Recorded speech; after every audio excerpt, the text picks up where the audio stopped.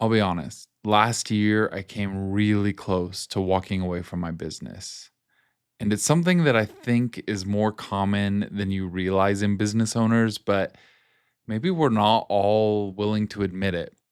And the reality is, it wasn't because things were actually falling apart. Even though in my head, it felt like everything was failing. And I haven't been this open about this yet. But for the first time in 12 years, my business didn't grow exponentially the way that it always had. And that messed me up. Man, it was so hard to take that on and realize that some years are not going to be your best years. So, this video isn't about some dramatic comeback story. The reality is, things are still a little bit flat, at least compared to what they have been in the past.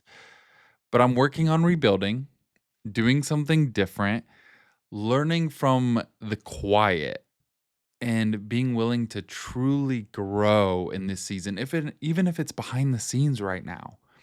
And I want to share what I've learned because if you're in a similar spot, I really think this is going to help.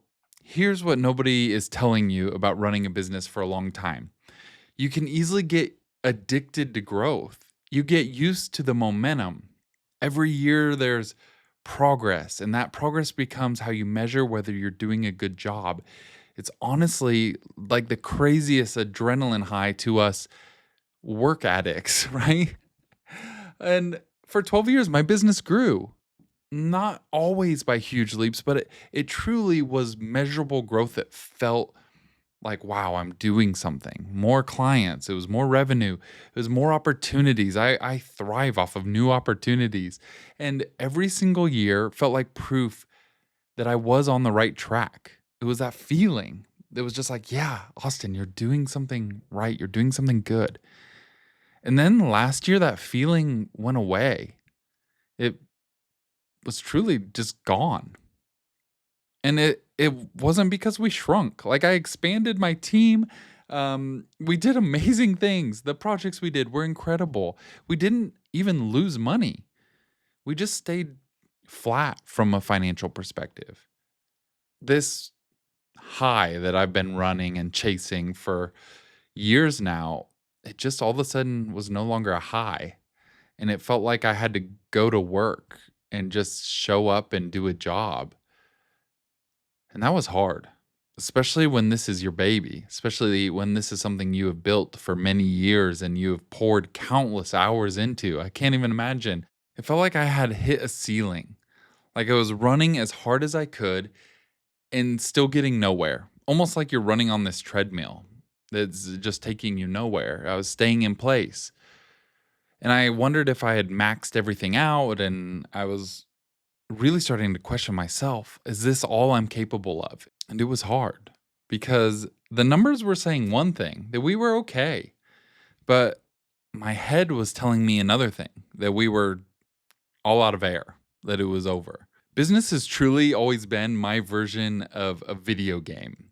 You get to use strategy and tactics to grow it to these endless heights. There's like no end because it's this endless game you're playing.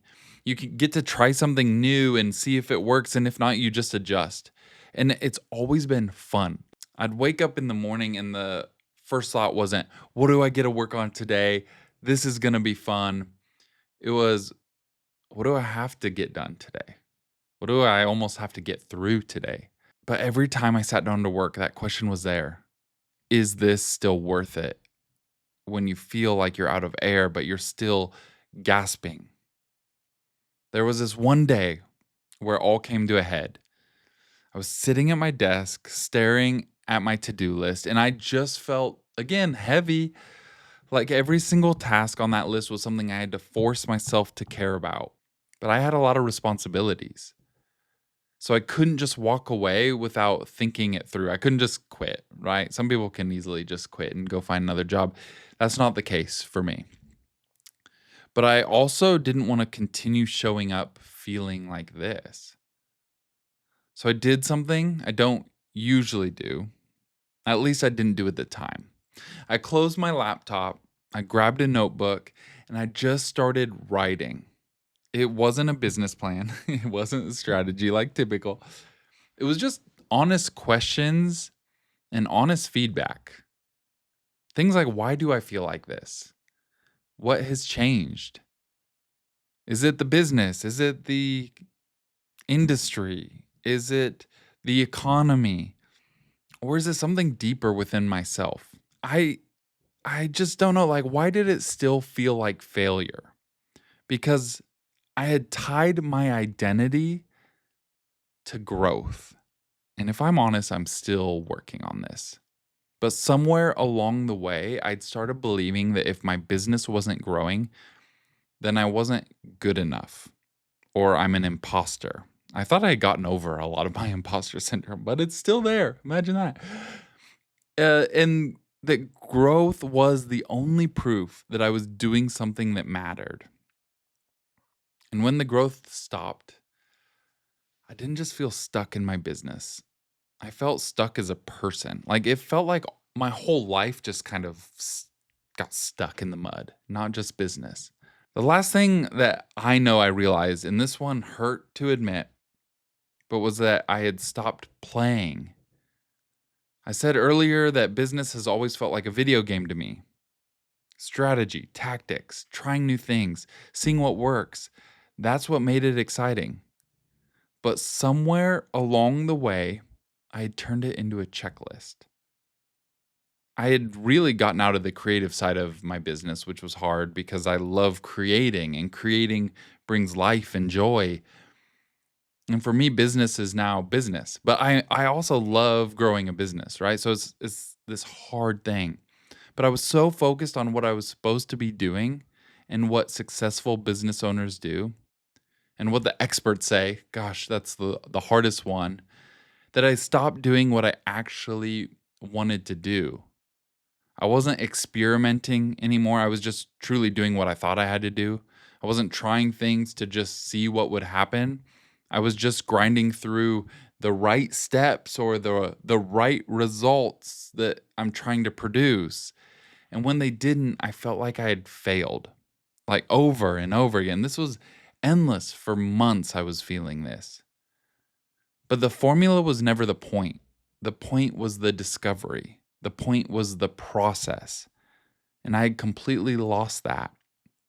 So here's what kept me from quitting, if I'm honest. It wasn't some big revelation.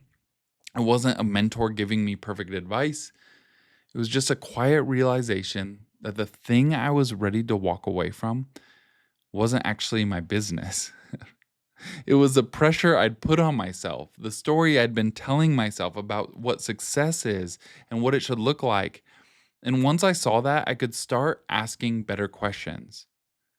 It wasn't, should I quit anymore? But what do I actually want this business to be? It wasn't, why isn't this working? But what part of this do I still love? And those questions, they changed everything. I'm not going to tell you that everything magically got better after that. But what did change was how I showed up and how I'm showing up every day. I stopped measuring success purely by revenue growth or what felt right. And I started paying attention to other things, like whether I enjoyed the work I was doing, whether I felt aligned with my clients, whether I was building something sustainable. I gave myself permission to try things that didn't have a guaranteed ROI, to experiment again and have fun again, to make decisions based on what felt right instead of what the data was saying, which is important. Don't get me wrong. But I stopped treating a flat year like a failure, and I started treating it like information. There are still moments where I wonder if staying was the right call. But here's what I've learned: those doubts don't mean I made the wrong decision, they just mean I'm human. Running a business is hard, and running a business when it's not going the way you expected is even harder. But quitting wouldn't have solved that. It just would have been a different kind of hard.